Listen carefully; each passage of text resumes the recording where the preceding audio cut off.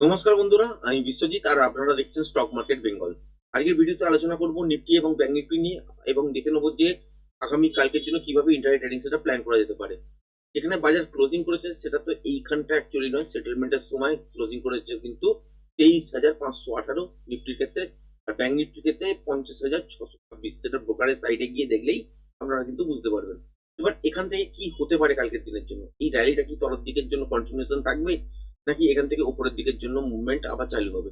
সেক্ষেত্রে বলবো, যেহেতু বড় টাইম ফ্রেম সাজেস্ট করছে যে তলার দিকে টার্গেট হতে পারে, প্যাটার্নটা কমপ্লিট হতে পারে কতদূর পর্যন্ত, 23,198 এই জায়গাটা থেকে 23,050, 23,000 এই জোনটার মধ্যে। তার মানে এতদূর পর্যন্ত যতক্ষণ না বাজার আসে ততক্ষণ কিন্তু প্যাটার্নটা কমপ্লিট হচ্ছে না। সুতরাং বড় টাইম ফ্রেম অনুযায়ী বাজারের ট্রেন্ড কিন্তু অ্যাকচুয়ালি ডাউন ট্রেন্ড এই মুহূর্তে আছে। এবার আপ ট্রেন্ডের দিকে কনভার্ট কখন হবে, যখন দেখবো র্যালি ফেস গুলো উপরের দিকে সুন্দর সুন্দর মুভ করতে শুরু করেছে এবং একটা প্যাটার্ন যখনই দেখবেন যে বুলিশ টাইপের ফরমেশন করার জন্য তৈরি হচ্ছে, তখন কিন্তু উপরের দিকের জন্যই আলটিমেট কিন্তু ট্রেড ঘুরবে এবং তখনই কিন্তু বুঝতে পারবেন যে এখান থেকে উপরের দিকেই আলটিমেট এবার মার্কেটটার ট্রেন্ড চেঞ্জ হচ্ছে, তার আগে পর্যন্ত কিন্তু হচ্ছে না। এখানে এই মুহূর্তে প্যাটার্নটা তৈরি হতে গেলে তলার দিকে কিন্তু 23,100 থেকে 23,000 এই জোনটা কিন্তু ধরে রাখতে পারেন। এর মধ্যে যে কোনো একটা জায়গায় গিয়ে প্যাটার্নটা কমপ্লিট হতে পারে। সুতরাং মূল ট্রেন্ড অনুযায়ী কিন্তু তলার দিকে অতদূর পর্যন্তই আপাতত দেখতে পাচ্ছি। এরপরেও তলার দিকে যেতে পারে, কি হ্যাঁ যেতে পারে, এক্সটেনশন অনুযায়ী যেতে পারে, কিন্তু ওই লেভেলটা আগে আসুক, তারপর ওখানে বিহেভিয়ার দেখে কিন্তু বুঝতে হবে যে তলার দিকে কতটা পর্যন্ত আসবে। তার আগে পর্যন্ত প্রজেকশন কিন্তু করা যাবে না। এবার হচ্ছে এখান থেকে কিরম ভাবে কালকের দিনে ট্রেড পেতে পারে। কালকের দিনে গ্যাপ আপ কি খুলবে? হ্যাঁ, খুলতেই পারে। গ্যাপ আপ যদি খোলেও সেটা দেখবেন কি ওই খুব বড় গ্যাপ আপ হচ্ছে না, মোটামুটি 23,550, 60 এইসব জোনের কাছাকাছি গ্যাপ আপ দেখতেই পারেন। গ্যাপ আপ হওয়ার পর কি হতে পারে, যদি সাসপেন্ড না করে আলটিমেট কিন্তু তলার দিকে কিন্তু পড়লেই কিন্তু স্ট্রেট তলার দিকে ফল হবে না বন্ধুরা, কারণ এখান থেকে তলার দিকে আসবে, এই লোটাকে কিন্তু চেস করবে, তারপর আবার উপরের দিকের জন্য তৈরি হবে যাবার জন্য, কিন্তু আবার দেখবেন যে সুইং হাইটা ব্রেক করতে পারছে না। সেই ক্ষেত্রে যদি দেখেন যে যেখানে খুলেছে সেই লেভেলটার কাছাকাছি পর্যন্ত পৌঁছেছে কিন্তু সাসপেন্ড করতে পারছে না, যখন তলার দিকে মুখ ঘুরাবে সেক্ষেত্রে আপনারা সেল করতে পারেন এই লেভেলটার তলায় বা এই জোনটার তলায়। 23,500 তলায় কিন্তু তখন শর্ট হবে। সেক্ষেত্রে টার্গেট কোথায় কোথায় পেতে পারেন, ঠিক এই পয়েন্টটাতে একটা টার্গেট পেতে পারেন, যেটা হচ্ছে ঠিক এই জায়গাটা, যেটা হচ্ছে 23,400, 410 এই জায়গাটা। তারপরেও যদি তলার দিকে ব্রেক করে মুভমেন্টামের সঙ্গে, তাহলে কিন্তু এত দূর পর্যন্ত, যেটা হচ্ছে 23,350। আর এইখানে যে প্যাটার্নটা তৈরি হয়েছে সেই ক্ষেত্রে যদি র্যালি ফেস ধরেন, যে প্যাটার্নটা তৈরি হওয়ার ক্ষেত্রে, যেটা গতকালকের ভিডিওতে আপনাদের একবার দেখিয়েছিলাম প্যাটার্নটা, সেই অনুযায়ী কিন্তু তলার দিকে যে র্যালি ফেসটা চলছে সেটা অনুযায়ী যে টার্গেটটা যদি বলেন, তাহলে কিন্তু 23,200 এর কাছাকাছি এসে একবার কিন্তু দাঁড়াতে পারে।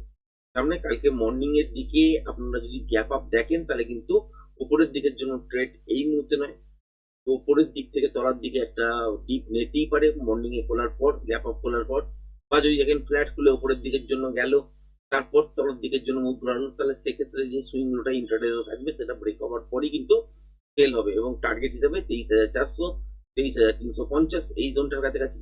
এখানে এসে একটা ছোটখাটো বাউন্স ব্যাক নিয়ে আবার লেভেলটাকে ব্রেক করতে পারে বা মোমেন্টামের সঙ্গে চলতে পারে। যদি দেখেন যে মোমেন্টামের সঙ্গে চলছে, সেক্ষেত্রে টার্গেট হিসাবে 23,200 এই জোনটার কাছাকাছি পর্যন্ত টার্গেট হতে পারে।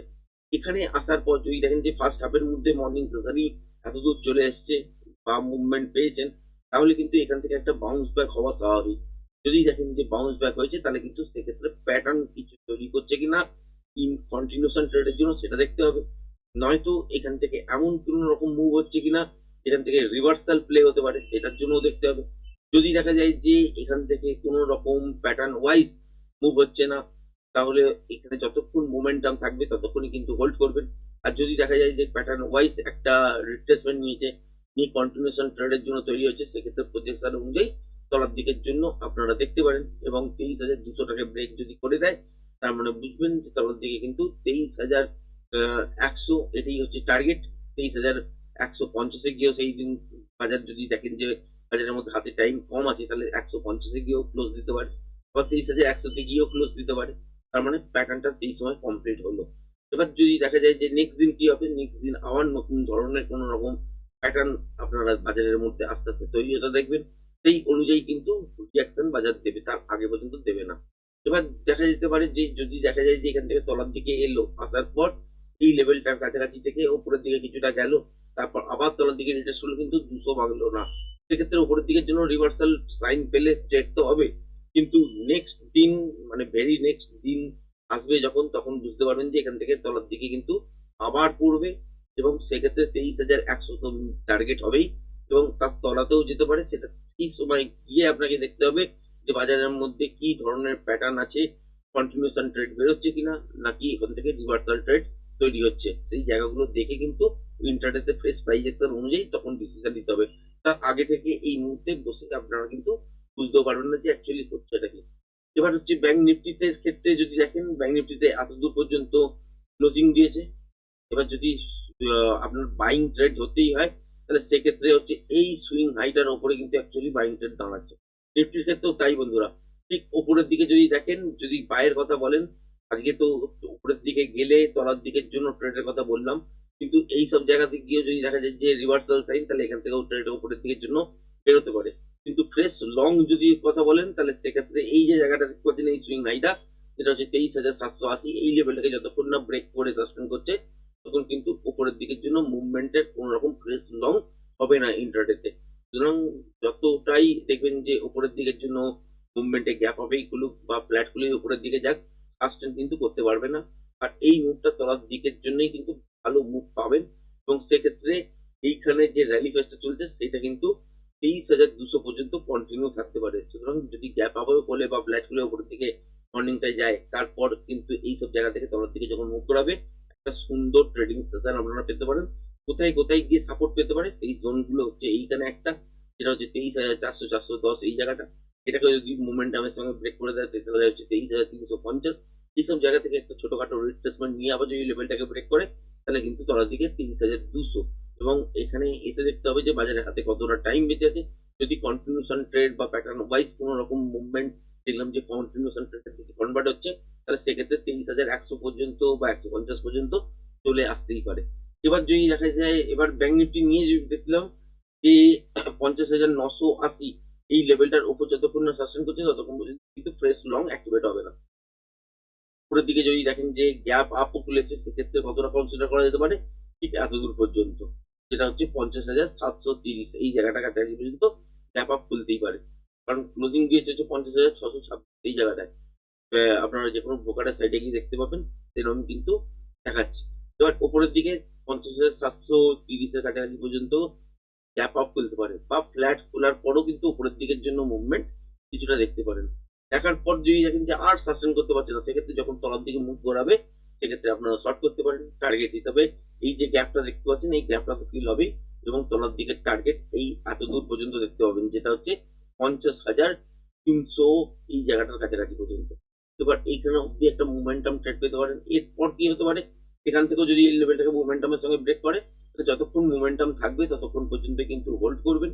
মোমেন্টাম যেখানে লস হবে সেখানে গিয়ে একবার এক্সিট হয়ে যাবেন। আর যদি এখান থেকে বাউন্স ব্যাক নিয়ে তারপর লেভেলটাকে ব্রেক করে বা প্যাটার্ন ওয়াইজ যদি একটা রিট্রেসমেন্ট নিয়ে লেভেলটাকে ব্রেক করে, তাহলে কিন্তু তলার দিকে এই সুইং লোটা নেক্সট টার্গেট হবে, যেটা হচ্ছে 50,184 এই জায়গাটা। তারপরে সুইং লো দেখতেই পাচ্ছেন এইখানে আছে, যেটা হচ্ছে 50,070 72 এই জায়গাটা। এর পরেও আছে বন্ধুরা, এটা যদি ফার্স্ট হাফের মধ্যে কমপ্লিট হয়ে যায়, তারপর দেখতে হবে কিন্তু প্যাটার্ন ওয়াইজ কিন্তু যদি না ব্রেক হয়, তাহলে আলটিমেট এইসব জায়গায় আসবে না। তার আগেই একটা জায়গায় দেখতে পাবেন কোনো জায়গায় মোমেন্টাম লস হয়েছে, তারপর প্যাটার্ন ওয়াইজ তলার দিকে কন্টিনিউশন ট্রেড বেরোচ্ছে, তবেই কিন্তু সেকেন্ড হাফে শুরুতেই যদি সেলটা আবার শুরু হয়ে যায় এবং প্যাটার্ন ওয়াইজ যদি সেল শুরু হয়ে যায়, তাহলে কিন্তু কন্টিনিউশন ট্রেড দাঁড়াবে এবং তলার দিকে কিন্তু এই যে জোনটা দেখতে পাচ্ছেন 49,900 থেকে 49,950 এই জায়গাটার মধ্যে বা এই জোনটার মধ্যে কিন্তু নেক্সট টার্গেট কিন্তু সেই দিনেই পেয়ে যেতে পারেন। আশা করি ভিডিওটা পছন্দ হয়েছে। ভিডিওটা যদি পছন্দ হয়ে থাকে চ্যানেলটাকে অবশ্যই লাইক শেয়ার সাবস্ক্রাইব করবেন। আজকের ভিডিওটা এই পর্যন্তই। ধন্যবাদ।